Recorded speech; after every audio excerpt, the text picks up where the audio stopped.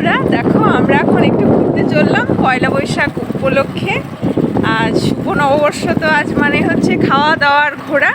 তাই আজকে আমি আর নীলের বাবা সবাই বেরিয়ে গেছি। দেখো ওর বাবা গাড়ি চালাচ্ছে, আমরা বসে বসে মজা নিতে নিতে যাচ্ছি।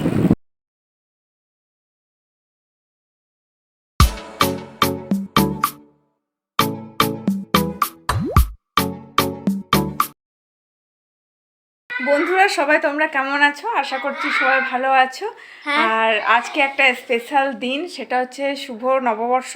তো মানে সবাইকে শুভ নববর্ষের বড়দের জানাই প্রণাম, আর ছোটদের জানাই আমার ভালোবাসা। আর সবাই ভালো থাকবেন আজকের দিনে, চেষ্টা করব যে নিজেও ভালো থাকার। আর এই যে আমার এটা ভাসুরের ছেলে, ভাসুরপো, তো এও আপনাদেরকে জানাতে চাইছে আজকে শুভ নববর্ষ। শুভ নববর্ষ আপনাদের। সবাই ভালো থাকবে, সবাই ভালো আর প্রণাম নেবে আমার বড়রা। বলো, সবাই প্রণাম নিবে আমার জন্য। না বড়রা বড়রা ও বলতে চাইছে যে বড়রা প্রণাম নেবে আর ছোটরা আমার ভালোবাসা নেবে, তাই তো? তো আজকে সঙ্গে থাকো, সারাদিন কি করছি না করছি তোমাদের সঙ্গে শেয়ার করবো, রান্না থেকে খাওয়া ঘোরা সমস্ত কিছু। আজকে পয়লা বৈশাখ উপলক্ষে দেখো মাছ রান্না বসিয়ে দিয়েছি। আলু, মশলা, পেঁয়াজ, রসুন, আদা যা লাগে মাছের মধ্যে একটু সামান্য পরিমাণে দিয়ে টমেটো দিয়ে গ্রেভি করে দিয়েছি। আর দেখো বাটা মাছ এনেছে আজকে। তো বাটা মাছ যেগুলো বড় আছে সেগুলো বড় আছে, যেগুলো একটু তারই মধ্যে বড় সেটাকে দুভাগ করে নিয়েছি। তো পয়লা বৈশাখ মানে একটু খাওয়া দাওয়া তো হবে, তাই না? তো ভাবলাম যে একটু করে নিই মাছ। আর দেখো মাছের একটু তেল নিয়ে এসেছিলো বড়ো মাছের, এটা ভাবলাম বেগুন দিয়ে একটু চচ্চড়ি করে দেবো পেঁয়াজ দিয়ে। তো এই হচ্ছে আছে রেসিপি রান্নার। তো মাছটা রান্না হয়ে গেছে এবারে। আর ডাল আজকে করিনি, কারণ আমার যা আজকে ডাল করেছে তাই দিয়েছে। তো ওই জন্য আমি আর ডাল করলাম না। ওই মাছের বেগুনের মানে তেল দিয়ে যে রান্না রেসিপি আর মাছের ঝোল, এটাই করেছি আজ শর্টকাট রান্না, কারণ আছে বাইরে তো খাওয়া দাওয়া হবেই। বল, তোমরা সবাই খাবে? এসো। তোমরা সবাই খাবে? তো তোমরা সবাই খাবে? বল এসো। তোমরা খাবে? ঠিক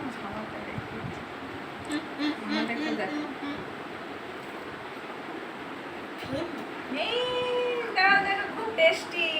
আজ নীলের ফেভারিট জিনিস হয়েছে না, মাছ। হ্যাঁ আজ মাছ, আজ গরম গরম মাছ,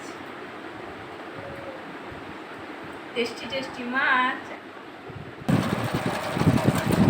হাই বন্ধুরা দেখো আমরা এখন একটু ঘুরতে চললাম পয়লা বৈশাখ উপলক্ষে। আজ শুভ নববর্ষ, তো আজ মানে হচ্ছে খাওয়া দাওয়ার ঘোরা। তাই আজকে আমি আর নীলের বাবা সবাই বেরিয়ে গেছি। দেখো ওর বাবা গাড়ি চালাচ্ছে, আমরা বসে বসে মজা নিতে নিতে যাচ্ছি। তো আজ নদীঘাট যাব, একটু নদীঘাটে যাব, আর দেখা যাক নদীঘাটে যাওয়ার পর কোথাও যাই কি না সেটা তোমাদের সঙ্গে শেয়ার করব। আর কি কি খাবো, কি কি দাঁড়াচ্ছি, কি করছি, আজকে দিনটা তো উপভোগ করতেই হবে আনন্দতে। তো তোমরা আমার সঙ্গে থেকো। বাবা বাই বলো, বলো সঙ্গে থাকো। সঙ্গে থাকো।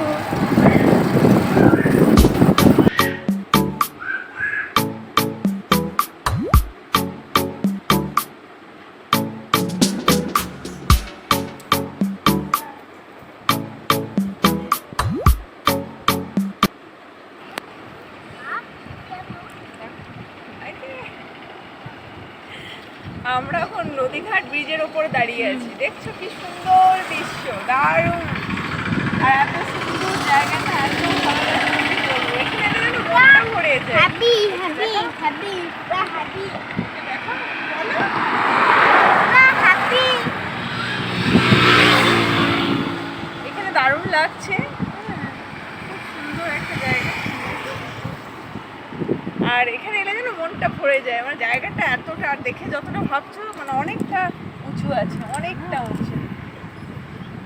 এখানে মরা পোড়ানো হয়েছে। লাশ পোড়ানো।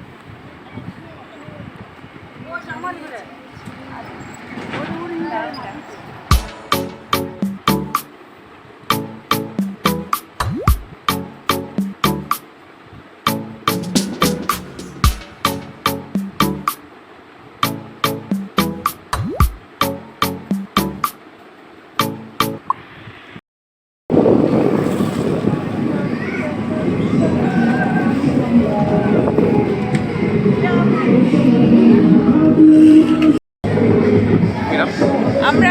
এসছি গৌরাণ্ডীতে, ভাবলাম নদী ঘাটে কি আর করব, মানে একটু দেখে টেখে এবার চলে এলাম আমরা। এখানে হচ্ছে গৌরাণ্ডী বলে একটা জায়গা আছে, এটা বেঙ্গল পড়ছে, আমরা ঝাড়খণ্ড ক্রস করে চলে এসেছি এবারে বেঙ্গলের হাওয়া খেতে। তো চলো সঙ্গে থাকো। দেখো এখানে আমরা গৌরাণ্ডী চলে এসেছি। তো গৌরাণ্ডীতে একটা দুর্গা মন্দির আছে, এখানে দুর্গা পুজো খুব ভালো হয়, এখানে একটা ফেমাস দুর্গা পুজো হয় আর কি। তো দারুণ। তো শুধু দুর্গা মূর্তি এখানে নেই জানো তো, মন্দিরটা এত সুন্দর কাজ। আর এখানে দেখো রাধাকৃষ্ণর মূর্তি, কি দুর্দান্ত তাই না? তো এখানে রাধাকৃষ্ণের মূর্তি আছে, তারপরে শিব ঠাকুর আছে, ভোলে বাবা আছে, হ্যাঁ বজরংবলী আছে।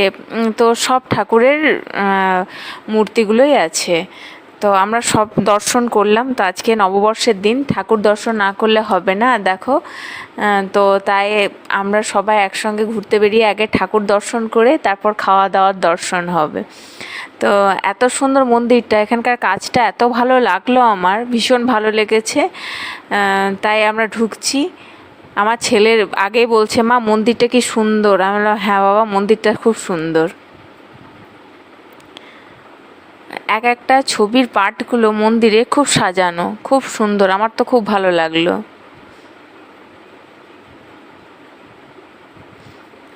আর এখানে দুর্গাপুজোয় বেশি ধুম হয়, যেদিন দুর্গাপুজো হয়।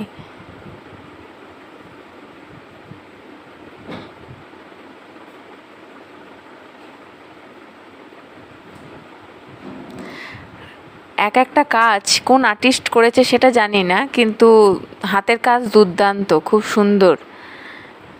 আমার ছেলে প্রণাম করছে, আমি প্রণাম করছি, তো ও প্রণাম করতে শুয়ে পড়লো। তো আমার প্রণাম হয়ে গেছে, দেখছি ও স্যার এখনও ওঠেনি। আর কী যে এত ঠাকুরকে বলছে আমি নিজেও বুঝতে পারছি না যে কি এত বলছে।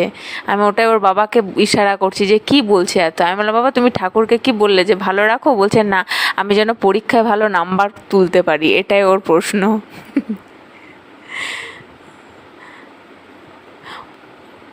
আমার ছেলে বলছে মা তুমি এখানে দুর্গাপুজোর সময় আসবে আমাকে নিয়ে, আমি এখানকে একবার দেখবো। আচ্ছা সময় পেলে ঠিকই আসবো। তারপরেই তো মন্দির থেকে বেরিয়ে আমরা চলে এসেছি ফুচকার দর্শন। তো ফুচকা মানেই জিভে জল। আর কার কার ফুচকা দেখলে জিভে জল আসে না সেটা আমাকে জানাবে, যে কার কার ফুচকা দেখলে জিভে জল আসে না। ফুচকা আগেই খেয়ে নিয়েছি, ফুচকা প্রায় 20 টাকা 30 টাকার মতো অনেক ফুচকা খেয়ে নিয়েছি। কিন্তু ফুচকা খাওয়ার পর এবারে পাপড়ি চাট নিয়ে বসে গেছি। দেখো পাপড়ি চাটটা এত সুন্দর বানিয়েছিল। আর আমি এসেই আগে ফুচকা খেয়ে নিয়েছি পুরো পেট ভরে, তারপর পাপড়ি চাট। তো পাপড়ি চাট খাওয়ার পর এবার ভাবলাম কী খাই, আলুর চপ। আর কার আলুর চপ ভালো লাগে? আমার তো ভীষণ ভালো লাগে। যাই হোক লাস্ট ফিনিশিং যদি আলুর চপ না হয় তো সেটা আমার ভালোই লাগে না। আর এখানে দেখো একদম গরম গরম থাকছে। আর এইটা জানো গৌরাণ্ডীর সামনে মুখে ঢুকতে একটু গিয়ে এই চপের দোকানটা, তো আমি এখানে জানি না, কোনোদিন খাইনি, ফার্স্টবার নিলাম, কিন্তু খুব ভালো দারুণ চপ। আমি চপ আর ডালের বড়া নিয়েছি। আর দেখো মাঠে বসে বসে খাচ্ছি, যেখানে আগের মাঠটা গেছিলাম, যেখানে সবাই আসে মাঠের মধ্যে। তো অনেকটা রাত হয়ে গেছে বলো, এবারে বাড়ি যাব। আর স্যার দেখো বসে গেছে নিয়ে, যে ওর লেস নিয়েছে আর কেক নিয়েছে। বাড়ি চলে এসেছি। আজকে ব্লগটা এতটাই। তো আজকে অনেক ঘুরলাম ফিরলাম, মজা করলাম, এনজয় করলাম, দেখালাম সব কিছু। তো এইরকমই আমার পাশে থেকো, সবাই অনেক ভালো থেকো আজকে শুভ নববর্ষে। আর আজকে ব্লগটা এতটাই মানে শেষ করলাম, রাখছি এত দূরই।